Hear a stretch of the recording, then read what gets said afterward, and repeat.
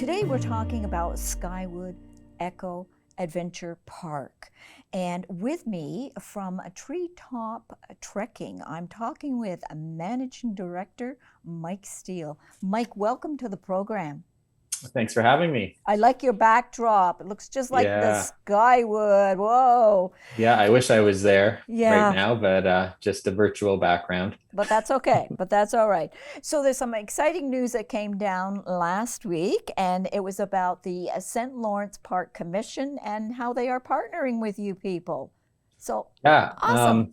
very exciting for us. We're thrilled to be partnering with the St. Lawrence Parks Commission to come on board and help operate Skywood this year and for years to come. Yeah, it's a great partnership. We have quite a bit of experience operating zipline adventure parks across Ontario and across Canada, and we were thrilled to be a part of this one. Were you involved from the inception of the Skywood? I had heard that somewhere. Was Treetop involved with that? Yeah, that's correct. So our company was the one that actually built the park originally for the St. Lawrence Parks Commission to operate. So that was spread out over two phases in 2016 and 2017. So we're very familiar with the park. We designed it with consultation with the St. Lawrence Parks Commission, and now that they're looking for someone else to operate it, we put in a bid, and we were the successful applicant, and we're very excited to be on board. That's great. So, Mike, the park itself, some viewers may not be familiar as to where it's located. Would you please tell them where it is?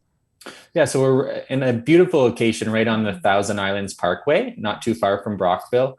And we're adjacent to Jones Creek, which has a Parks Canada hiking trail, and just across the way is Browns Bay day use area. So there's lots of other things to do right nearby.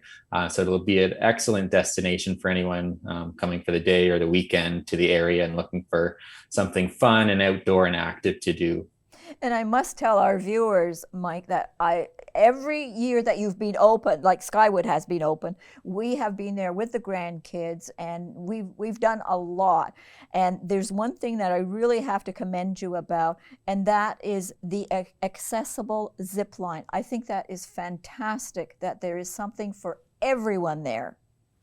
Yeah, truly everyone is the goal, to have some sort of fun outdoor experience that hopefully people have never done before that they can do there. So the accessible zip line is one great example of that, where we can in fact help someone get from a wheelchair into a special harness. They're hoisted up to the starting point, and then they can cross the zip line, and then the system's in place to lower them back down on the other end. So really something that we are excited to be a part of again. We originally designed it and built it, and now we're excited to be involved with the operation of that. And aside from the accessible zipline, there's something for just about everyone. We have what most known for, and what Skywood is most known for, is the zip tour, as well as the zip line and aerial game trek. So that's where you're wearing a harness and a helmet, and you're climbing high up in the trees on different bridges and balance logs.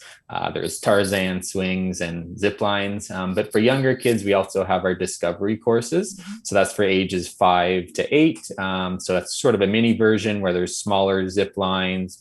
Bridges are lower to the ground, so great for the younger kids. And then for even younger than that, there's the Tree Walk Village, Yes. which is a whole network of tree houses. They're connected by net walkways and ramps and slides, and just amazing for kids to go in and explore and discover nature in a fun way. And that activity, in fact, has no minimum age. So there's something for all ages and abilities.